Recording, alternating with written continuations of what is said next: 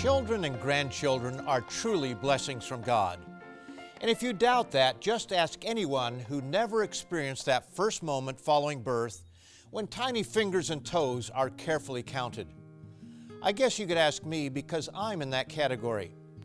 My wife and I have been married more than 46 years. We chose to have children, but sometimes life doesn't work out the way you plan it. But that's okay. When we look at the direction the world is going, we don't envy the task parents have of raising children in this society. Still, we enjoy seeing children running, dancing, playing, and wrestling. We enjoy my wife's grandniece and 3 grandnephews. We enjoy their giggles, but have to sometimes put our hands over our ears when they scream. My wife enjoys going on cicada hunts with one of the boys, or looking for transparent crabs on the beach at night. I even enjoy it when her grandniece plays with my hair, even if there's not much to play with. The holiday known as Thanksgiving is always more enjoyable because of the little ones being there, even though they truthfully wear us out and we're exhausted when they go home. But for some, children are a burden that they choose not to deal with, and they will take whatever steps are necessary to avoid having them, even if it means a conscious decision to abort them. If there's one subject most politicians want to avoid, it's abortion, because it's a contentious issue with deep emotions on both sides. For politicians, it's a no-win situation, since no matter which side one comes down on, it will alienate a large segment of the voters. But the subject of abortion is really not about votes. It's about life and death.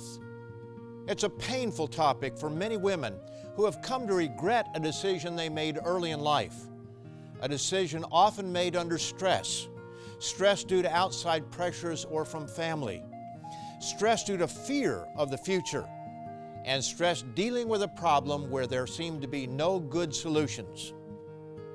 Now, before I go any further, let me assure you that here at Tomorrow's World, our purpose is not condemnation. What appeared to be a good solution to a sticky problem at age 17 may not seem so simple at age 37.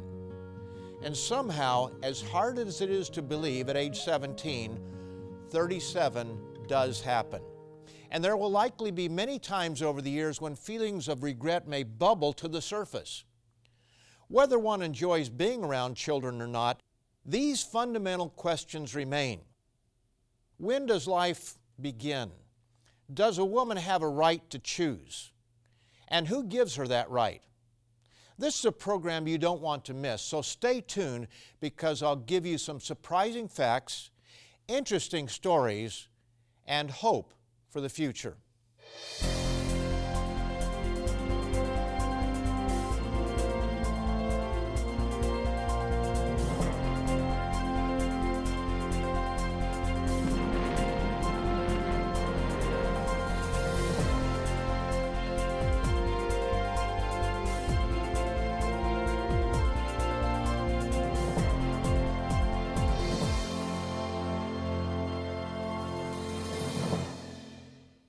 Welcome to Tomorrow's World, where we're not afraid to tell you the truth. In all sincerity, today's topic deeply saddens me, because while it's a political issue for many, it's a painful one for others. So let me repeat. Here at Tomorrow's World, we are not here to pass judgment on anyone, not women who have had abortions, and not the abortion providers. Few subjects elicit more emotion than abortion, and the subject remains as contentious today as it was 40 years ago. The United Kingdom made aborting children under the age of 24 weeks legal with the Abortion Act of 1967. The United States legalized abortion with the landmark Roe v. Wade decision in 1973. And it became legal in Canada in 1988 when a law that was nearly 100 years old prohibiting abortion was struck down by its Supreme Court. Similar decisions have been made in many other countries around the world. In some places, boys are prized while girls are aborted. Yet abortion remains highly disputed in many countries in spite of laws making it legal to end the life of an unborn child. Western media often portray anti-abortion people as religious fanatics or angry protesters screaming in people's faces. Now, that's only marginally true. Also, based on media reports, one would think that the overwhelming majority believe it is morally okay to end the life of an unborn child. But is that in fact true? Here's a quote that will no doubt surprise many. But before I read it, I want you to know where it comes from, because it's not from where you might expect. Kirsten Powers is a journalist and television commentator and a self-proclaimed liberal who embraces most liberal causes. But in her book, The Silencing, How the Left is Killing Free Speech, she points out, it's worth noting that while university administrators and student government groups appear to embrace the pro-abortion rights agenda, the same shouldn't be assumed for all college students. A 2011 Thomson Reuters poll for NPR found that among Americans under 35, 65.5% believed having an abortion is wrong, the highest percentage of any age group. It was 57% for those between 35 and 64, and 60.9% for those older than 64. According to this well-respected polling agency commissioned by the liberal American National Public Radio, nearly 2/3 of millennials think having an abortion is wrong. Powers next gives the polling results of what she, as a liberal, admits is a left-of-center polling agency, and therefore results might be slanted a bit to the left. While the numbers are significantly different, they are still surprising in terms of pro-life support. The left-leaning Public Religion Research Institute, that's PRRI, reported in 2011 that, quote, millennials are conflicted about the morality of abortion, with 50% saying they don't think having an abortion is morally acceptable. I've personally done some research on polling data regarding support or the lack thereof. Polls vary from country to country, from month to month, from year to year, and most importantly, from how the questions are framed. But here's Kirsten Powers' conclusion regarding these polls, and I would hardly agree. At a minimum, though, it shows that groups like Voice for Life, a pro-life organization, do not represent a fringe view, except to the illiberal left. One interesting observation regarding beliefs on abortion is that they change depending on the age of the unborn. In both America and Britain, a much larger percentage support abortion in the first trimester. That's the first 12 weeks. Support drops dramatically for the second trimester and is extremely unfavorable during the final 3 months of pregnancy. While the United Kingdom allows legal abortions up to 24 weeks, a majority of Britons believe this should be lowered to 12 weeks. The obvious point is that most people don't want to abort anything that it might appear human. So let's explore that important concept by looking inside the womb at only 10 weeks and see what we find. But first, I want to offer you one of the most important pieces of literature you can ever read. Your Ultimate Destiny answers the question of the ages. What is God's purpose for mankind? Think about this.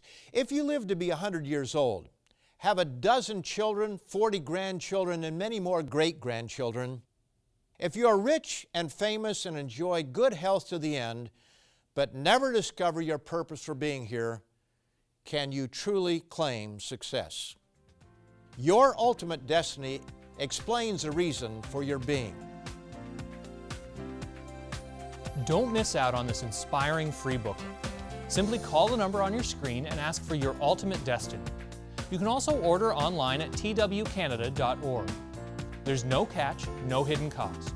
Here at Tomorrow's World, we believe that knowing the truth of what God has purposed for you can dramatically change your life.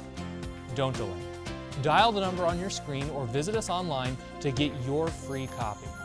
If you missed our contact information this time, keep watching and I will be back to give it again.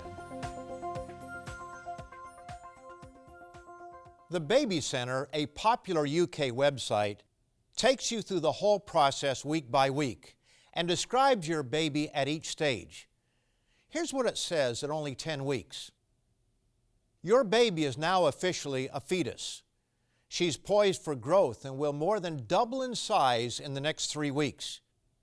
Your baby is now swallowing and kicking, and all her major organs are fully developed. More minute details are appearing too, such as fingernails and little fuzz of hair on her head. Your baby's sex organs are beginning to show. At your dating scan, which should happen soon, you may be able to tell whether you're going to have a boy or a girl. Isn't it interesting that when you want to have it, it's called a baby? But when someone doesn't want it, it's described as unviable tissue mass, the product of conception, or a blood clot. Jessica Baldwin, a journalist at Al Jazeera English, describes research taking place at University College in London. They're working there with an extremely high-resolution ultrasound prototype, tiny flexible tubes, and robotic hands to do very delicate surgery inside the womb. Doctors can detect birth defects as early as 12 weeks, and up until now they could offer little hope. But they're working to change that. Dr. Anna David describes what they hope to achieve. Whereas if you had just a very fine needle, you'd be able to actually treat the baby and the woman wouldn't go into labor early, and the outcome would be better. Notice again that while the technical term for it is a fetus, doctors treating one at 12 weeks refer to it as a baby, because that's really what it is. David Kapelian is the author of The Marketing of Evil, and in his book he has an especially good section on this subject, with confessions from the very people who were once a part of the abortion industry. He quotes men and women who freely admit that for some it was all about money, and how they were trained to sell an abortion to any woman who came to them. Carol Everett, who at one time ran 5 abortion clinics, describes some of the inner workings. She explains that when patients came looking for information, they were not told about the development of the baby, or about the pain that the baby would be experiencing, or about the physical or emotional effects the abortion would have on them. Ms. Everett describes what she calls the 2 standard reactions in the recovery room following an abortion. The first is, "I've killed my baby." It amazed me that this was the first time the patients called it a baby. But the second reaction is, "I am hungry. You kept me in here for 4 hours and you told me I'd only be here for 2. Let me out of here." That woman is doing what I did when I had my abortion. She's running from her abortion, not dealing with it.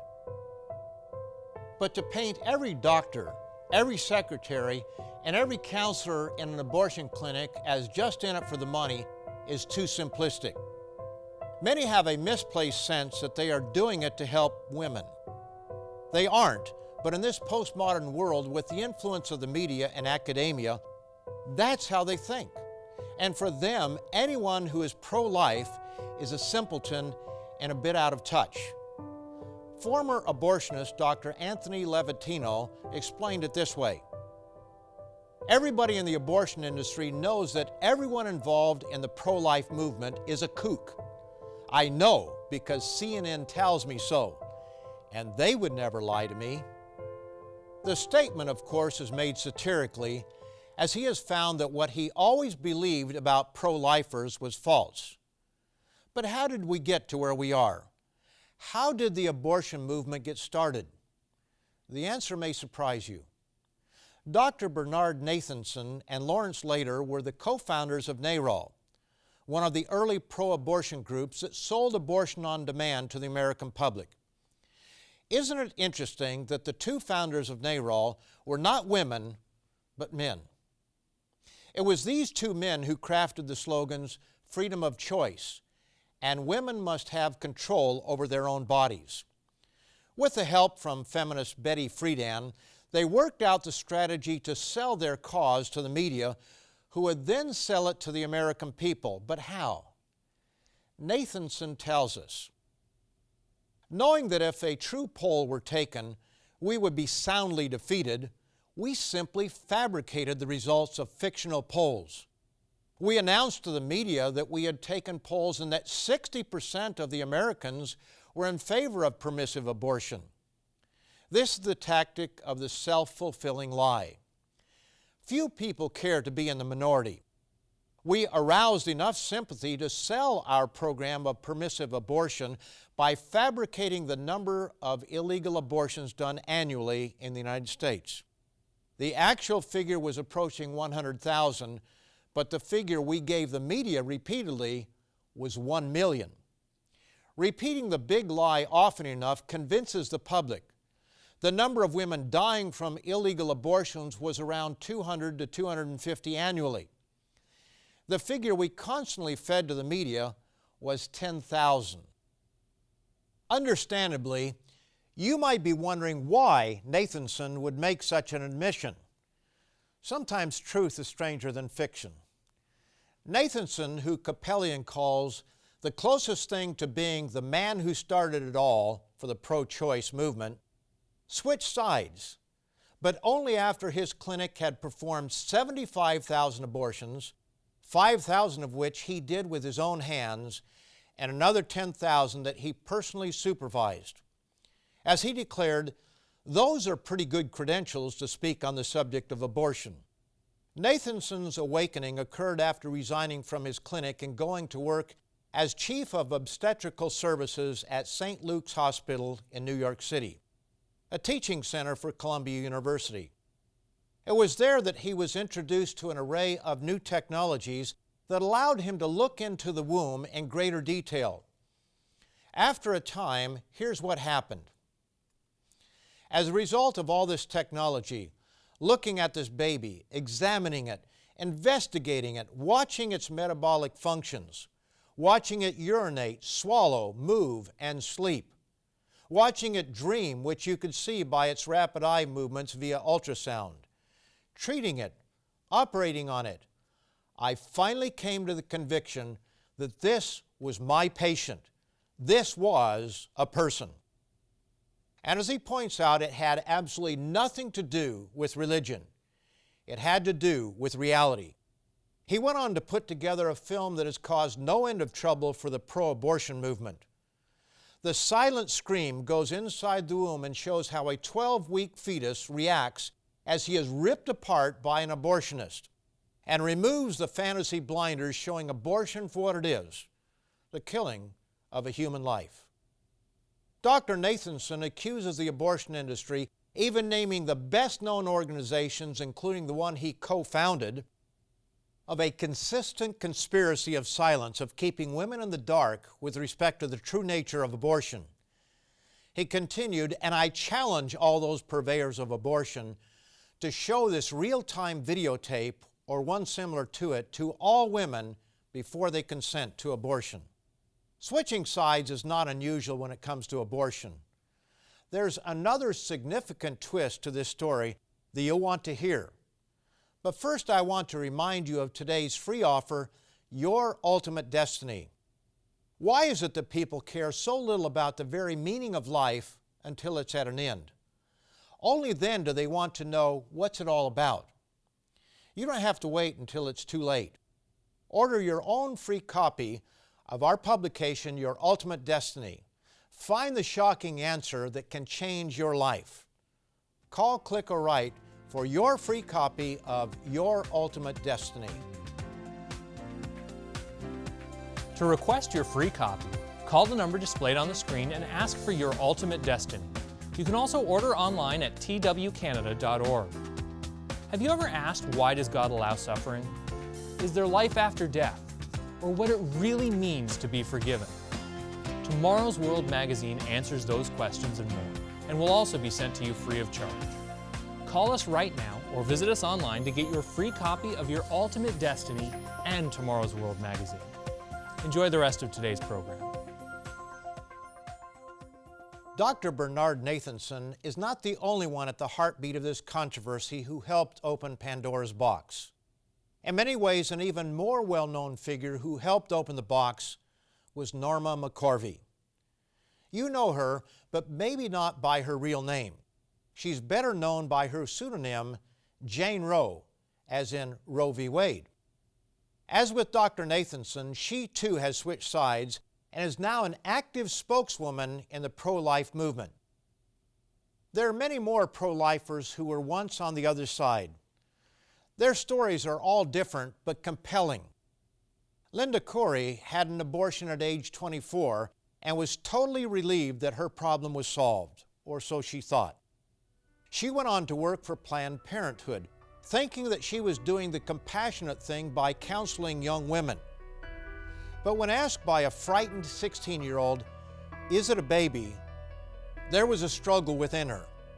Should she tell the truth? "Yes, of course it's a baby," her words. And I'll add, with fingers and toes, or should she give a truthful but misleading answer? "It's a product of conception." She gave the party line, but then needed reassurance from a colleague that what she did was right. Other guilt-causing incidents occurred, and 11 years after her abortion, she realized in a big way that she had made a terrible mistake. Dr. Anthony Levatino also realized that he made a terrible mistake. He was the co-owner of what was at one time the only OB/GYN clinic for several New York State counties that performed D&E, that's dilation and evacuation abortions, for second trimester babies. His awakening came when his young adopted daughter was hit by a car and killed. That helped him connect the dots between what he was doing at the clinic and the value of a human life. In reading and listening to their stories, they all seem to have one thing in common. Their introduction to abortion was shaped by their worldview, formed by the culture around them. Many told themselves that they were doing the compassionate thing. As Levatino said, "I've heard many times from other obstetricians, 'Well, I'm not really pro-abortion, I'm pro-woman.' How many times have you heard that one?" The women's groups in this country, they're not alone, but they've done a very good job selling that bill of goods to the population, that somehow destroying a life is pro-woman. But a lot of obstetricians use that justification to themselves, and I can tell you a lot of them believe it. I used to. It's not hard to be convinced of it. Linda Corey also came from that worldview, and this is instructive. We may abhor the destruction of human life in the womb, but we must understand how it is that many can participate in the activity and sleep at night. In a very real sense, they've been educated from childhood with a totally secular value system. Here's how Miss Corey described her world. "As a young person, I really valued freedom above all else. And I also viewed religion, particularly Christianity, as being cruel and stupid, really. I saw people on that side of the fence as being judgmental, boring, shallow, and anti-intellectual. So I didn't want to be anything like them at all. I thought they were quite pathetic. And so I didn't even want to consider their opinions. To me, religious people didn't seem to be engaged in what I thought as the real world. Religious people were in some sort of weird fantasy world. Not just pro-lifers, but all religious people were kooks, as far as I was concerned. So that's kind of the template that I was coming from. The millennial generation is currently the most pro-life of all groups, according to a number of surveys. But they are not looking at this from a religious perspective.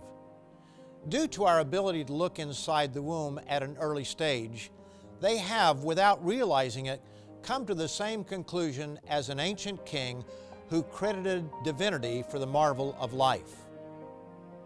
"For you formed my inward parts. You covered me in my mother's womb. I will praise you, for I am fearfully and wonderfully made. Marvelous are your works, and that my soul knows very well." Scales have fallen from the eyes of Nathanson and Levatino, Carol Everett, Norma McCorvey, Linda Corey, and many, many others. Now that's an interesting phrase that you may not be familiar with, scales falling from eyes. It actually comes from the Bible, from a man who heavily persecuted the fledgling Christian church. He describes his activities against early Christians this way in Acts the 26th chapter, verses 10 and 11. Many of the saints I shut up in prison, having received authority from the chief priests. And when they were put to death, I cast my vote against them. And I punished them often in every synagogue, and compelled them to blaspheme. And being exceedingly enraged against them, I persecuted them even to foreign cities. But one day on his way to Damascus, he was struck down and blinded, and this was his awakening moment. 3 days later, he changed sides, and here's what happened. Immediately there fell from his eyes something like scales, and he received his sight at once, and he arose and was baptized. Saul's name was changed to Paul, and he became one of the leading figures of the New Testament. Here was a man guilty of horrific crimes, yet by God's mercy and grace he was forgiven. As with Paul, we cannot undo the past, but we can change as he did. We have all made bad decisions, but what we do after we recognize we've made a bad choice is what is most important. When Paul realized the direction of his life was in fact the wrong way, he changed, and as the biblical record shows, his past guilt was removed. If you need some help in counseling, let us know and we can have a representative contact you and help you to understand God's mercy and your great potential. And whether or not abortion has been a part of your past, you need a copy of our free booklet, Your Ultimate Destiny. It explains the very meaning and value of human life, and that includes your life. And if you want to review this program again, or any of our Tomorrow's World programs, you can watch them 24/7 at www.tomorrowsworld.org. Now be sure to come back next time, same station, when Richard Ames, Wallace Smith, and I will bring you more valuable information about why you are here and what lies ahead. To learn more about today's topic, visit www.twcanada.org to read or order your free copy of Your Ultimate Destiny. It answers the question of why you were born and the amazing purpose for your very existence. You can also order by calling us at 1-866-784-7895 or by writing to us at Tomorrow's World, P.O. Box 409, Mississauga, Ontario, L5M0P6. You will also receive a free subscription to Tomorrow's World magazine, revealing God's principles for living an abundant and happy life while providing insight into current and future events. At our website, you can also watch this and many more Tomorrow's World programs. Call 1-866-784-7895.